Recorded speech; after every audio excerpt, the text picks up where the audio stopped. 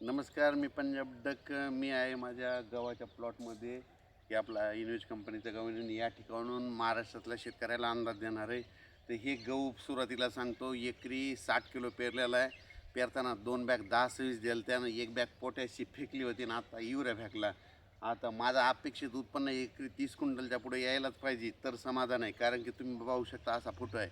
आणि या ठिकाणून महाराष्ट्रातल्या शेतकऱ्याला अंदाज देणार आहे.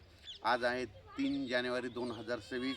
राज्यात आणखीन 7 जानेवारीपर्यंत असंच ढगाळ वातावरण राहणार आहे, म्हणून हा अंदाज लक्षात यायचा. फक्त काय होणार आहे, पश्चिम महाराष्ट्राकडं जरा जास्त ढगाळ वातावरण राहणार आहे.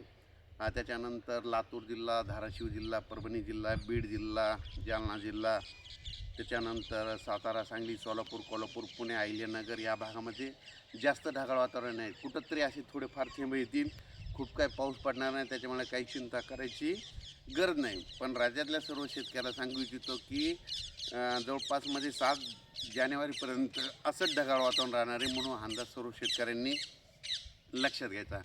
कारण की राज्यामध्ये खूप काय आता पावसाचं वातावरण आहे, त्याच्यामुळे काही चिंता करायची गरज नाही. त्याच्यानंतर 10 तारखेपासून 10 जानेवारी 2026पासून राज्यात पुन्हा थंडी सुरुवात होणार आहे. थंडी सुरुवात झाली की पुन्हा गव्हाचं हरभऱ्याचं पीक पुन्हा परत चांगलं येतं, म्हणून हा अंदाज सर्व शेतकऱ्यांनी लक्षात घ्यायचा.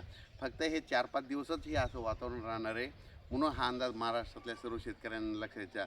पूर्व विदर्भ, पश्चिम विदर्भ म्हणजे 6, 5, 11 जिल्ह्यामध्ये वर्धा, नागपूर, भंडारा, गोंदिया, चंद्रपूर, यवतमाळ, बुलढाणा, अकोला, अमरावती, वाशिम, हिंगोली, नांदेड ह्या भागात देखील आजच्याला काय होईल, थोडं जास्त ढगाळ वातावरण राहणार आहे. पण ह्या ढगाळ वातावरणामुळे माझी एक शेतकऱ्याला विनंती, याच्यामध्ये काय होणार आहे, पाऊस वगैरे काही पडणार नाही, पण याच्यामध्ये फक्त धुकं येणार आहे. धुकं जास्त असल्यामुळं काय होतं, फुलाच्या जी पिकं आहेत त्यांना नुकसान होतं. म्हणून माझ्या शेतकऱ्यांनी एक बुरशीनाशक, एक कीटकनाशकाचे फवारणीचं नियोजन करायला काही हरकत नाही, म्हणून ही अंदाज लक्षात यायचा. पण राज्यात मात्र आणखीन 7 जानेवारीपर्यंत असंच ढगाळ वातावरण राहणार आहे, म्हणून ही अंदाज लक्षात यायचा. आज देखील समजा आज 3, 4 आणि 5च्या दरम्यान पश्चिम महाराष्ट्र, मराठवाड्याकडे जरा जास्त ढगाळ वातावरण राहणार आहे. सूर्यदर्शन देखील काही काही ठिकाणी दिसणार नाही. असं वाटेल की पाऊसच येतो की काय, अशी परिस्थिती राहणार आहे. क्वचित ठिकाणी कुठंतरी थेंब देखील पडतील, म्हणून हे देखील सर्व शेतकऱ्यांनी लक्षात घ्यायचं. अचानक वातावरण बदल झाला तर एक मेसेज दिला जाईल. धन्यवाद.